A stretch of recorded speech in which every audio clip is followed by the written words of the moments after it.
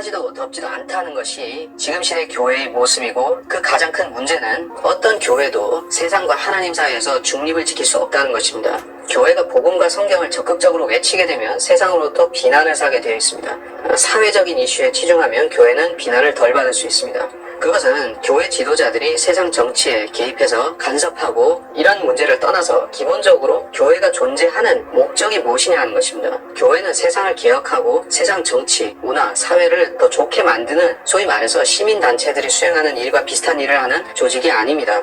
교회는 자선 봉사단체도 아니고 지역사회를 계몽시키는 어떤 교육단체도 아닙니다. 교회가 해야 되는 가장 근원적인 사역은 세상 어떤 종교들을 통해서도 할 수 없는 죄인들의 혼의 구원을 이루고 지옥에 가는 그 사람들을 그 지옥불의 저주에서 건져내는 일인 것입니다. 그리고 그들에게 진리의 지식, 즉 하나님의 말씀을 가르쳐서 이 세상이 알려줄 수 없는 소중한 진리를 알려주는 것입니다. 차지도 덥지도 않다는 것은 이 시대의 교회가 복음 전파에 있어서 열성을 잃어버렸고 그 행위가 식어가고 있음을 보여주는 것입니다. 그리스도께서는 라오디케아 교회에게 너를 내 입에서 토해내겠다라고 경고하십니다. 그들은 복음 전파의 원동력을 상실했고 성경을 가르치지 않습니다. 세상으로부터는 저 교회들이 왜 존재하는지 이유를 알 수 없는 그런 존재가 되어가고 있습니다. 네가 말하기를 나는 부자며 부유하고 아무것도 부족한 것이 없다고 하지만 너는 비참하고 가련하며 가난하고 눈벌고 헐벗은 것을 알지 못하는도다. 이 시대 교회의 진정한 문제는 그들의 재정이 부족해서 할 일을 못하는 게 아닙니다. 사람이 없어서 선교사를 못 보내는 것도 아닙니다.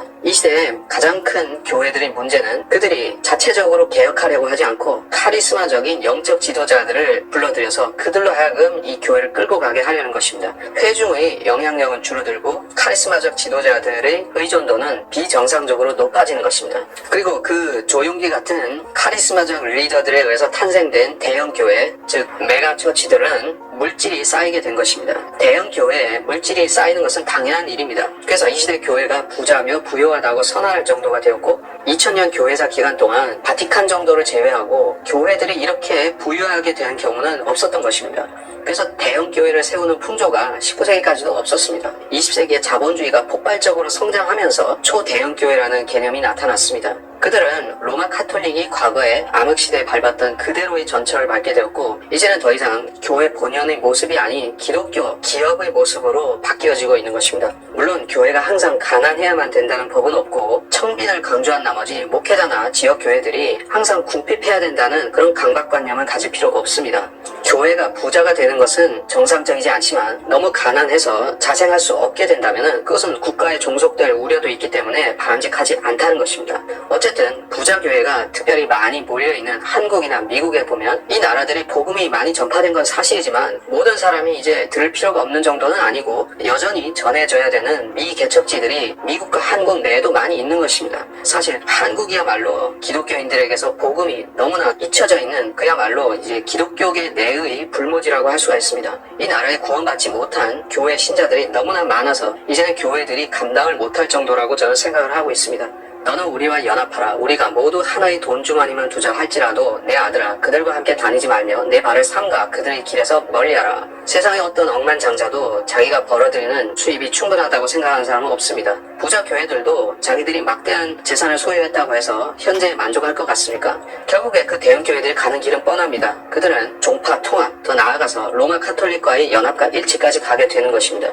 자기들의 기반이 더 튼튼해지고 하나의 돈주머니 안에서 모두가 이익을 누릴 수 있다고 생각하기 때문입니다. 사랑의 거짓이 없게 하라. 악을 증오하고 선과 연합하라. 로마서 12장 9절.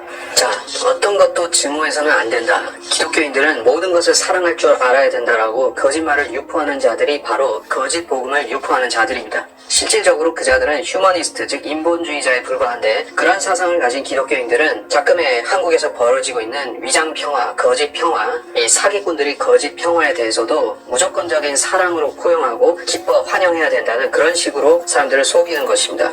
우리는 거짓을 미워할 줄 알아야 되고 사기와 거짓을 미워하지 않으면 그 사람은 그리스도인이라 불릴 자격이 없습니다.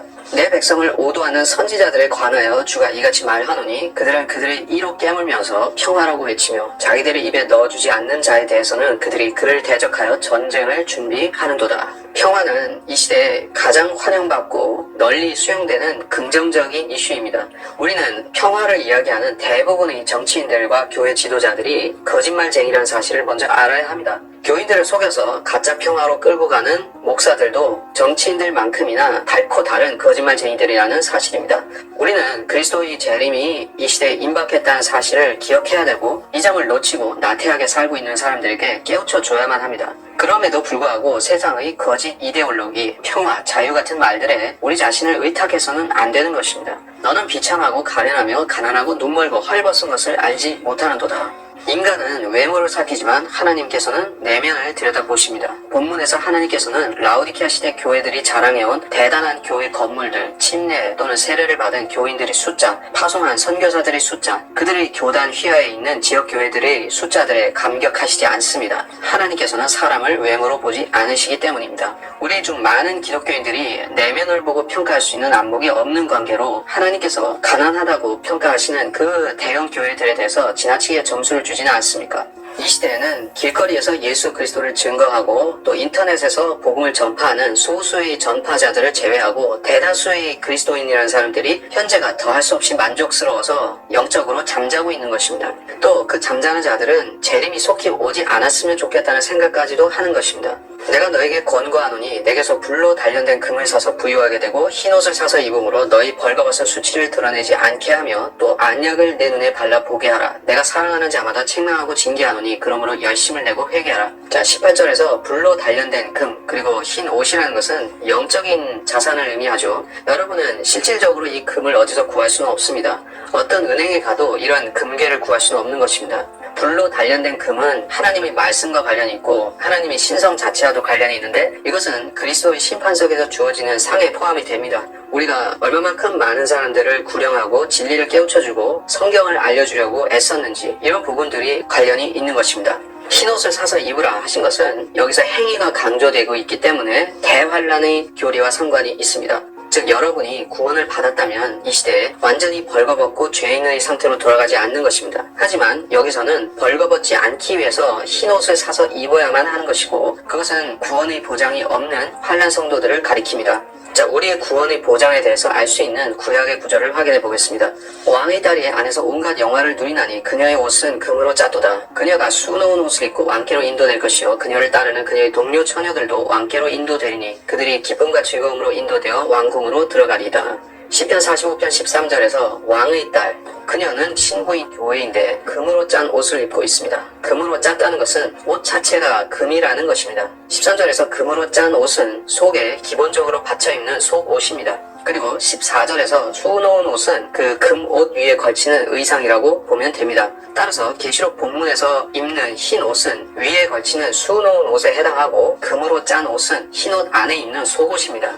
그리스도인들이 다른 시대 성도들과 구별되는 차이점이 여기에 있는데 우리 그리스도인들은 속에 금옷을 받쳐 입기 때문에 구원을 상실하지 않는다는 것입니다. 금은 하나님의 신성을 뜻하고 금으로 된 속옷을 입었다는 것은 신성으로 완전히 둘러싸여 있다는 것입니다. 따라서 환난 성도들과 관련해서 언급할 때는 금으로 짠 속옷 같은 것이 언급이 되지 않고 있고 항시 흰 옷이 나오거나 흰 옷을 입지 않으면 벌거벗거나 그 둘 중 하나인 것입니다. 벌거벗음은 성경에서 어떤 사람의 죄악과 수치가 드러난다는 뜻이고 그 사람이 지옥에 가는 죄인이라는 것입니다. 따라서 흰옷을 사서 입는다는 것은 구원의 의미가 되는 것입니다. 여러분은 계시록 2장 3장에서 나오는 그 일곱 교회들이 교리적으로는 이 시대의 크리스찬들, 구원받은 사람들에게 해당되는 것이 아니라 대환란 때에 구원받을 성도들에게 직접적으로 해당된다는 사실을 이로써 알 수 있는 것입니다.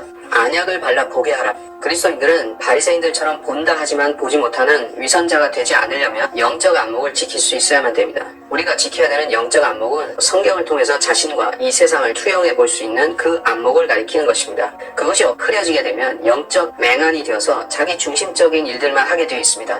그러한 이기적이고 자기 중심적 기독교인들은 주변 크리스찬들을 제대로 판단할 수 없고 자기가 잘하고 있는지 잘못하고 있는지도 판단을 할 수 없습니다. 보라, 내가 문 앞에 서서 두드리노라. 누구든지 내 음성을 듣고 그 문을 열면 내가 그에게로 들어가서 그와 함께 먹으며 그도 나와 함께 먹으리라. 이기는 자에게는 내가 내 보좌에 나와 함께 앉을 자격을 주리니 이는 내가 이겨서 나의 아버지와 함께 그의 보좌에 앉은 것과 같으리라. 귀 있는 자는 성령께서 교회들에게 말씀하시는 것을 들을지어다. 20절에 나온 이 문은 기본적으로 사람의 마음 문을 가리키는 표현이지만 확장해서 교회들의 문도 될 수 있습니다.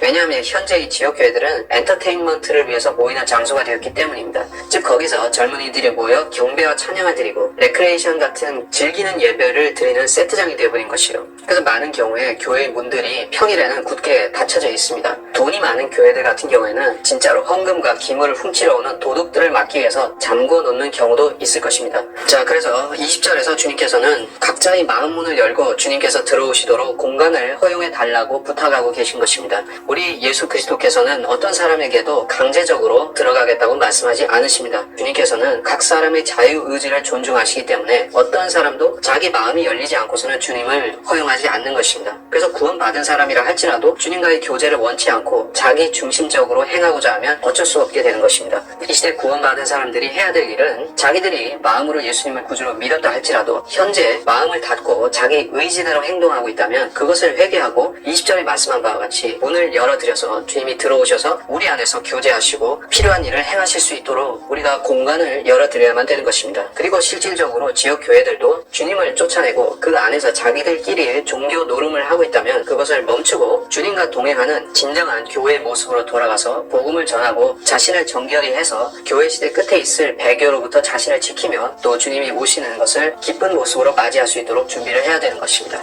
자, 21절 보겠습니다. 이기는 자에게는 내가 내 보좌에 나와 함께 앉을 자격을 주리니 이는 내가 이겨서 나의 아버지와 함께 그의 보좌에 앉은 것과 같으리라. 귀 있는 자는 성령께서 교회들에게 말씀하시는 것을 들을지어다.